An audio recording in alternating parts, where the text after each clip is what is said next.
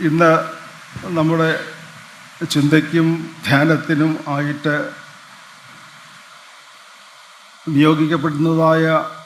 തിരഞ്ഞെടുക്കപ്പെടുന്നതായ വേദഭാഗം ക്രിസ്തുവിലൂടെ ലഭ്യമായ സ്വാതന്ത്ര്യം എന്താണ് എന്നുള്ളതാണ്. ഇതിന് സഹായകരമായിട്ട് ഇന്ന് സുവിശേഷമായി വായിച്ച വേദഭാഗം വിശുദ്ധ യോഹന്നാൻ എഴുതിയ സുവിശേഷം 8-ാം അധ്യായം 31-32 വാക്യങ്ങൾ വീണ്ടും വായിക്കട്ടെ. തന്നിൽ വിശ്വസിച്ച യഹൂദന്മാരോട് യേശു, എൻ്റെ വചനത്തിൽ നിലനിൽക്കുന്നു എങ്കിൽ നിങ്ങൾ വാസ്തവമായി എൻ്റെ ശിഷ്യന്മാരായി, സത്യം അറിയുകയും സത്യം നിങ്ങളെ സ്വതന്ത്രരാക്കുകയും ചെയ്യും എന്ന് പറഞ്ഞു. നമുക്ക് പ്രാർത്ഥിക്കാം. സ്നേഹവാനായ ദൈവമേ, സ്വർഗീയ പരമപിതാവേ, ഈ വിശുദ്ധ ദിവസം ഒരുമിച്ച് ദൈവസന്നിധിയിൽ ചേർന്ന് വരുവാനും തിരുമുഖത്തേക്ക് നോക്കി അബ്ബാ പിതാവേന്ന് വിളിപ്പാൻ നൽകുന്ന അവകാശത്തിനായി സ്തോത്രം. ദൈവം നൽകിയിരിക്കുന്നതായ ദിവ്യമായിട്ടുള്ളതായ വചനം അത് ഗ്രഹിപ്പാൻ, അത് മനനം ചെയ്യുവാൻ, അതിൻ്റെ ഉൾക്കാഴ്ചകൾ തിരിച്ചറിയുവാൻ, അതിനനുസരണമായി ജീവിപ്പാൻ ഞങ്ങളെല്ലാവരെയും സഹായിക്കണമേ. യേശുവിൻ്റെ നാമത്തിൽ ഞങ്ങൾ യാചിക്കുന്നത് കൃപയോടെ കേൾക്കണമേ. പലപ്പോഴും ചോദിക്കുന്ന ഒരു ചോദ്യമാണ് വാട്ട് ഈസ് ഫ്രീഡം എന്നുള്ളത്. സ്വാതന്ത്ര്യം എന്താണ് എന്ന് നമ്മൾ പലപ്പോഴും ചോദിക്കാറുണ്ട്. ഓരോ ജീവിത അനുഭവങ്ങൾ നാം കാണുമ്പോഴും ഈ സ്വാതന്ത്ര്യത്തിൻ്റെ പ്രത്യേകത എന്താണ്, അതെങ്ങനെയാണ് എനിക്ക് അനുഭവമാകുന്നത് എന്നുള്ള ചോദ്യം പറയുന്നുണ്ട്.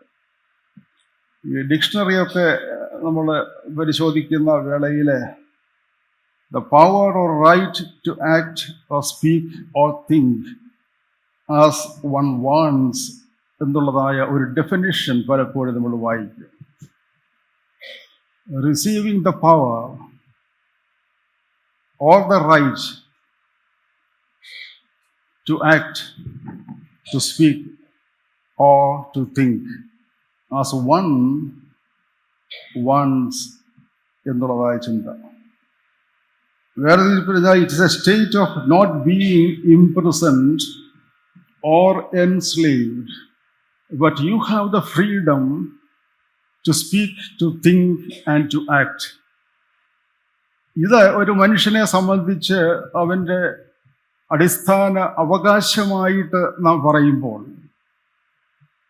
എങ്ങനെയാണ് ഇത് പ്രായോഗിക തലത്തിൽ നമുക്ക് നിറവേറ്റുവാൻ സാധിക്കുന്നത് എന്ന് നാം ചിന്തിക്കുന്നത് ഉചിതമാണ്.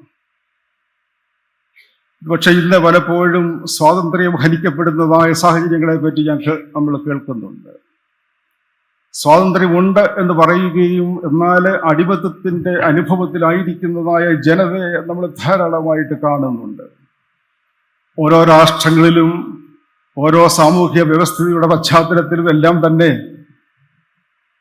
ഒരു വ്യക്തിയുടെ നിലനിൽപ്പ്, വ്യക്തിയുടെ വളർച്ച, അല്ലെങ്കിൽ വ്യക്തിയുടെ തനതായ ജീവിത സാഹചര്യം, ഇതെല്ലാം നിയന്ത്രിക്കുന്നത് വ്യത്യസ്തമായ ഘടനകളാണ് എന്ന് പലപ്പോഴും മനസ്സിലാക്കുകയും വീണ്ടും വീണ്ടും അടിമത്തത്തിൻ്റെ സ്വഭാവത്തിലേക്ക് മനുഷ്യർ മാറുന്നതായ സാമൂഹിക വ്യവസ്ഥിതി രൂപപ്പെടുന്നു എന്ന് കാണുകയും ചെയ്യുന്ന സാഹചര്യങ്ങളാണ്. ഇതിൻ്റെ മധ്യത്തിലാണ് ക്രിസ്തു നൽകുന്നതായ സ്വാതന്ത്ര്യത്തിൻ്റെ പ്രത്യേകത നമുക്ക് മനസ്സിലാക്കുവാൻ സാധിക്കുന്നത്. ഇന്ന് നാം ചിന്തിക്കുമ്പോൾ ദൈവവുമായിട്ടുള്ള ബന്ധത്തിൽ എൻ്റെ ജീവിതത്തെ എങ്ങനെ കാണുവാൻ സാധിക്കുന്നു, ദൈവവുമായിട്ടുള്ള ബന്ധത്തിൽ എൻ്റെ ജീവിതത്തിൻ്റെ സ്വത്വബോധം എങ്ങനെ വളർത്തിയെടുക്കുവാൻ സാധിക്കുന്നു എന്ന് ചിന്തിക്കുന്നതായ ഒരു ദിവസമായിട്ടാണ് ഇന്ന് നാം വേർതിരിച്ചിരിക്കുന്നത്. ഈ നെൽസൺ മണ്ടേല, അദ്ദേഹം ഏതാണ്ട് 27 വർഷത്തോളം റോബിൻ ഐലൻഡ് എന്ന് പറയുന്നതായ ആ ഒരു പ്രദേശത്ത് തടങ്കലിൽ ആക്കപ്പെട്ടതായ ഒരു വ്യക്തിയാണ്. ഞാൻ സൗത്ത് ആഫ്രിക്ക സന്ദർശിക്കുന്ന സമയത്ത് പ്രത്യേകിച്ച് റോബിൻ ഐലൻഡിൽ പോയി അദ്ദേഹം കിടന്നതായ ആ ഒരു പ്രിസണിലെ ആ സെല്ല് കാണുവാനൊക്കെ ഇടയായിത്തീരുന്നു. ഇടുങ്ങിയതായ ഒരു ചെറിയ മുറിക്കകത്ത് 27 വർഷങ്ങൾ കഴിഞ്ഞതായ ഒരു വ്യക്തി. അദ്ദേഹം ഉയർത്തിപ്പിടിച്ചതായ ചില ദർശനങ്ങൾ ഉണ്ടായിരുന്നു. തൻ്റെ ജീവിതത്തെ രൂപപ്പെടുത്തിയതായ ചില മാനങ്ങളുണ്ട്. അത് എന്താണ് എന്ന് വ്യക്തമായിട്ട് അദ്ദേഹം തൻ്റെ autobiography Long Walk to Freedom എന്നുള്ളതായ ആ ഒരു പുസ്തകത്തിൽ രേഖപ്പെടുത്തുന്നുണ്ട്. അവിടെ അദ്ദേഹം പറയേണ്ടത്, I am fundamentally an optimist. Whether that come from nature or nurture I cannot say. But of being optimistic is keeping one's head pointed towards the sun, one's feet moving forward.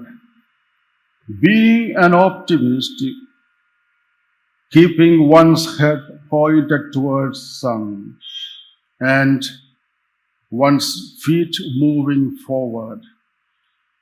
ഒരുപക്ഷെ ജീവിതത്തെ പറ്റിയുള്ളതായ അദ്ദേഹത്തിൻ്റെ ദർശനം വ്യക്തമായിട്ട് വെളിപ്പെടുത്തുന്ന വാക്കുകളാണ് അവിടെ രേഖപ്പെടുത്തിയിരിക്കുന്നത്. ഉയരത്തിലേക്ക് നോക്കി ശുഭാപ്തി വിശ്വാസത്തോടുകൂടെ ഈ ജീവിതയാത്ര മുന്നോട്ട് നയിക്കാനുള്ളതായ ശക്തി നമുക്കാവശ്യമാണ് എന്ന് അദ്ദേഹം അവിടെ ഓർപ്പിക്കുകയാണ്.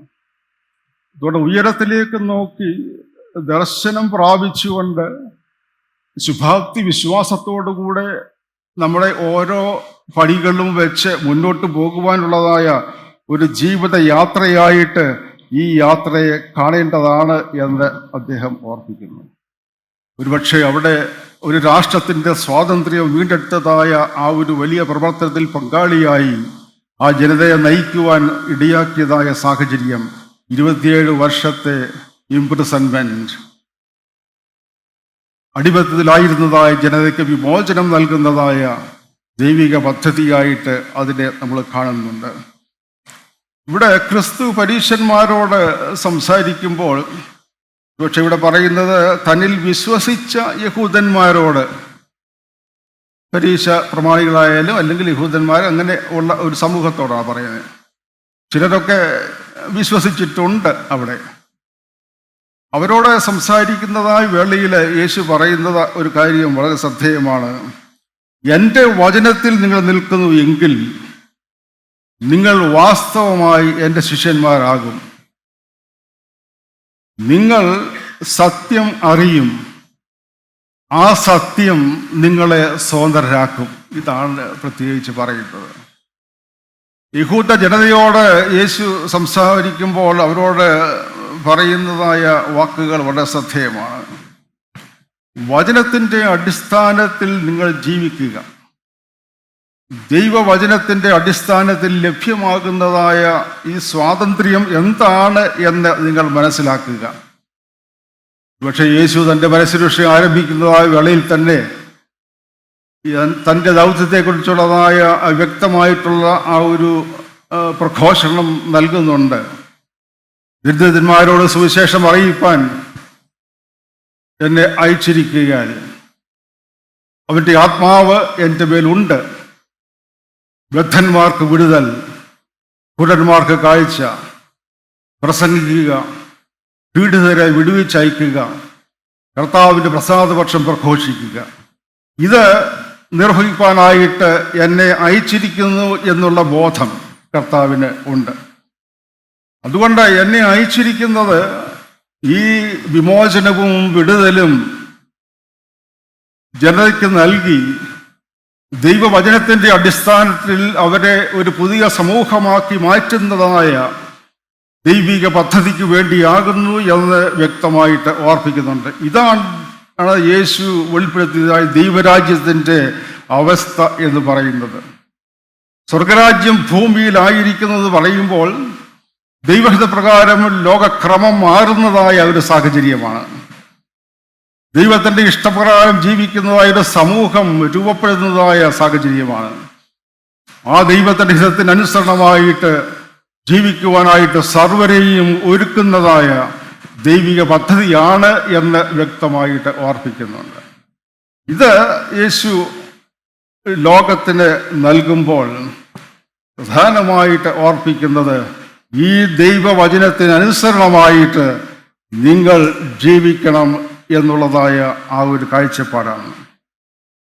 എന്നാൽ യഹൂദന്മാർ ചോദിക്കുന്ന ഒരു ചോദ്യമുണ്ട്, ഞങ്ങൾക്ക് എങ്ങനെയാണ് അത് ചെയ്യാൻ വേണ്ടതിൻ്റെ ആവശ്യകത എന്ന് ചോദിക്കുന്നുണ്ട്. ഞങ്ങൾ അബ്രഹാമിൻ്റെ സന്തതിയാണ്, ആർക്കും ഒരു നാളും ദാസരായിരുന്നിട്ടില്ല, പിന്നെ സ്വതന്ത്രരാകും എന്ന് പറയുന്നത് എങ്ങനെ എന്നുള്ളതായ ചോദ്യം അവരെ ചോദിക്കുന്നുണ്ട്. അപ്പോഴാണ് യേശു പാപബോധത്തെക്കുറിച്ചുള്ളതായ കാഴ്ചപ്പാട് അവരെ ഓർപ്പിക്കുന്നത്. നിങ്ങൾ അബ്രഹാമിൻ്റെ സന്തതിയാണ്, സത്യം, ശരിയാണ്. എന്നാൽ നിങ്ങൾ പാപത്തിന് അടിമപ്പെട്ടവരാണ്, പാപാന്ധകാരത്തിൽ ജീവിക്കുന്നതായ ജനതയാണ്. ഈ പാപത്തിലായിരിക്കുന്നതായ മനുഷ്യർക്ക് ലഭ്യമാകേണ്ടതായ വിടുതലാണ് വചനത്തിലൂടെ ദൈവം നൽകുന്നത്, എന്നിലൂടെ ദൈവം നൽകുന്നത് എന്ന് യേശു വ്യക്തമായിട്ട് അവരെ ഓർപ്പിക്കുകയാണ്. You are enslaved to sin.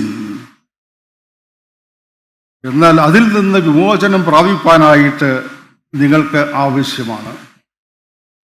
അത് ദൈവവചനത്തിലൂടെ സാധ്യമായി തീരണം എന്ന് യേശു വ്യക്തമായിട്ട് അവരെ ഓർപ്പിക്കുന്നുണ്ട്.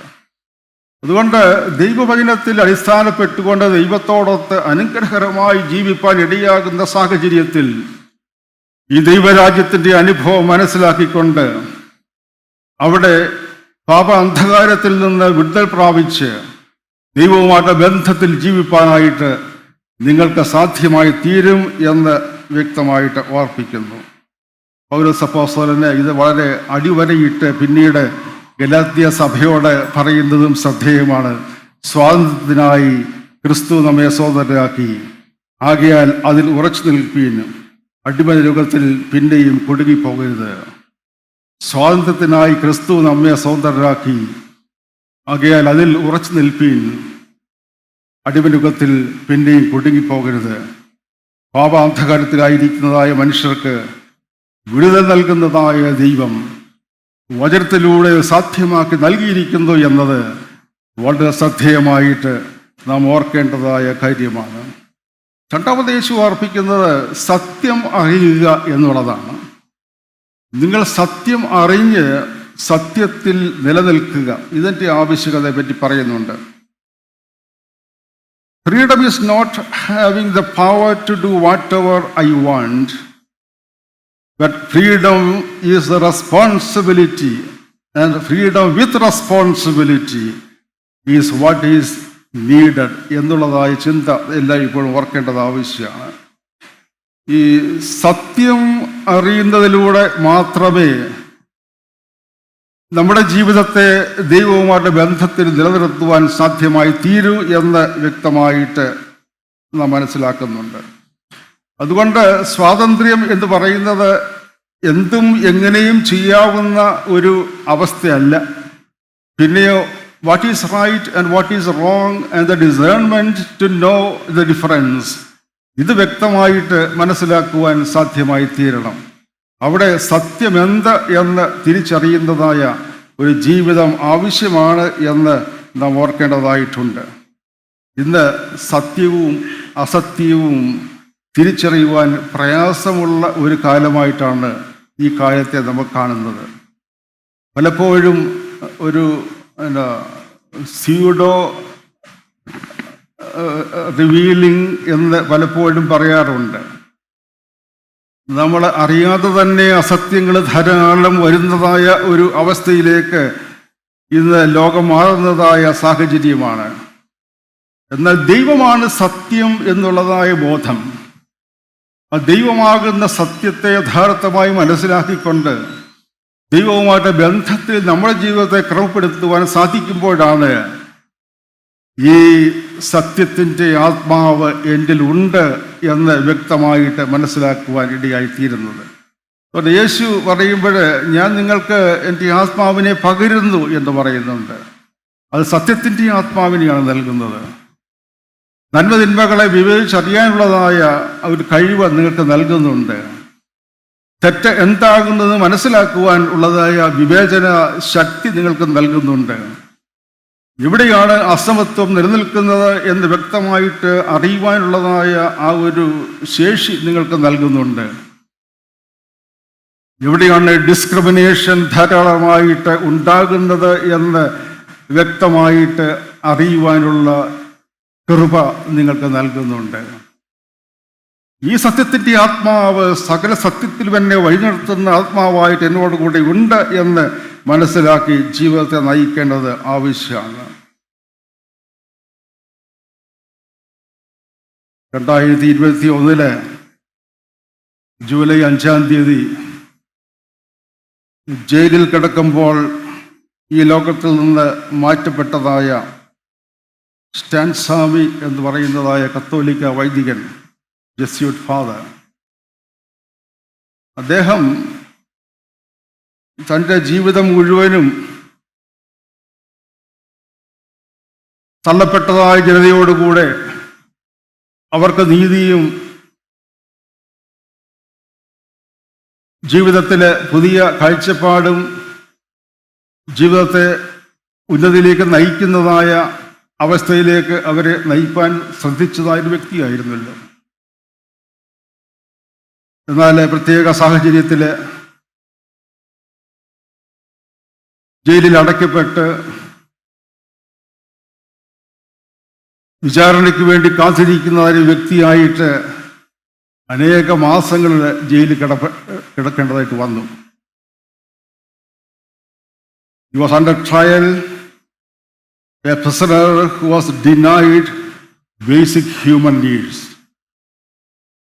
അടിസ്ഥാനപരമായിട്ടുള്ളതായ മാനുഷിക ആവശ്യങ്ങൾ എല്ലാം നിഷേധിക്കപ്പെട്ട് ജയിലിൽ കിടക്കുന്നതായ ഒരു മനുഷ്യൻ. അദ്ദേഹത്തെ നമ്മൾ വായിക്കുന്ന സമയത്ത് പറയുന്നത് അവസാന ഘട്ടത്തിൽ കൈ വറച്ച് ഗ്ലാസ്സിൽ വെള്ളമെടുത്ത് കുടിക്കുവാൻ പ്രയാസമായപ്പോൾ വെള്ളം കുടിക്കുവാൻ ഒരു സ്ട്രോ ചോദിച്ചപ്പോൾ അത് നിഷേധിച്ചതായ സാഹചര്യങ്ങളായിരുന്നു അന്നുണ്ടായിരുന്നത്.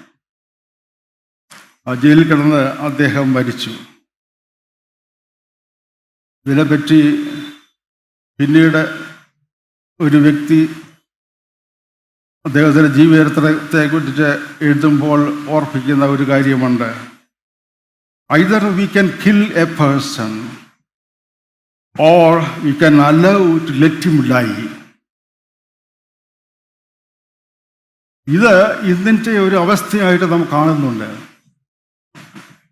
Either a person can be killed through encounter or you can let him die. അവൻ എങ്ങനെയെങ്കിലും മരിക്കട്ടെ എന്ന് പറഞ്ഞിട്ട് അടിസ്ഥാനപരമായിട്ട് ലഭിക്കേണ്ടതായ കരുതൽ ലഭിക്കാതെ സ്വയം ഇല്ലാതെയാകുവാനായിട്ട് അവനെ വിട്ടുകൊടുക്കുന്നതായ ഒരു ജീവിത അനുഭവം, സാഹചര്യം ഇത് ഇന്ന് ലോകത്തിൽ കണ്ടുകൊണ്ടിരിക്കുകയാണ്.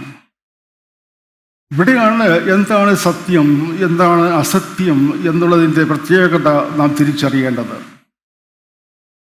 ക്രിസ്തുവിലൂടെ ലഭിക്കുന്നതായ ദൈവിക ചൈതന്യം,